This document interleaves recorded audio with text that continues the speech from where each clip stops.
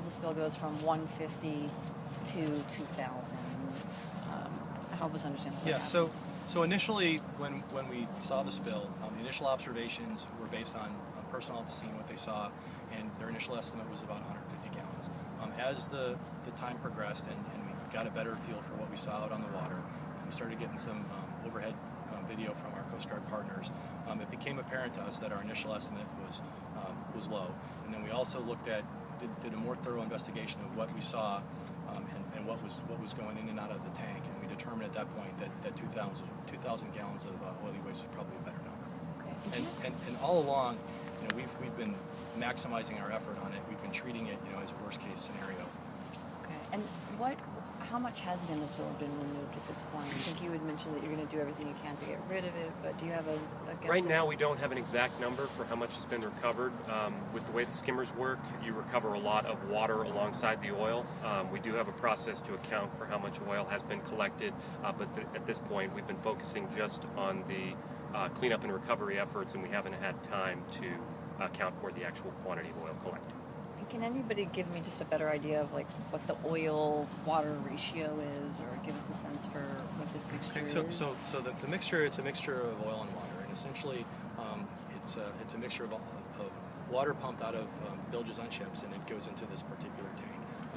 When you have bilges, normally you will have it's got some of the different types of oil in all the systems on a submarine mixed in with it. The exact ratio of oil to water is not specific at this time, and so we're treating it as a worst case scenario, like it was 100%. Okay, and what's the best way, thank you, what's the best way to describe this? Is this an oil spill? Is this a oil-water mixture spill? I mean, how do you define this? Is it fair to call it an oil spill? Yes, we're responding to this as it's an oil spill. Ecology has staff looking at volumes, trying to make those determinations on how much oil actually entered the water, and looking at how much oil we've recovered. We're looking at absorbent materials that were used, as well as the oil collected. The oil-water mixture is collected from the skimming operations. And it's not clear to us right now. It does take a lot of work. It's a very complicated process to figure out how much oil was involved in this mixture. Do you guys have a sense for how long it'll take to kind of get your arms all the way around this and get it cleaned up? Or do you, best guess scenario, you'll be back out here and take it tomorrow for the rest of the week? So we're committed to working as a unified team to clean this up until it's complete. The Navy this is my #1 priority right now on the installation. And I've got all of the assets at my availability working on this, and I know that we're using a lot of assets from other teams.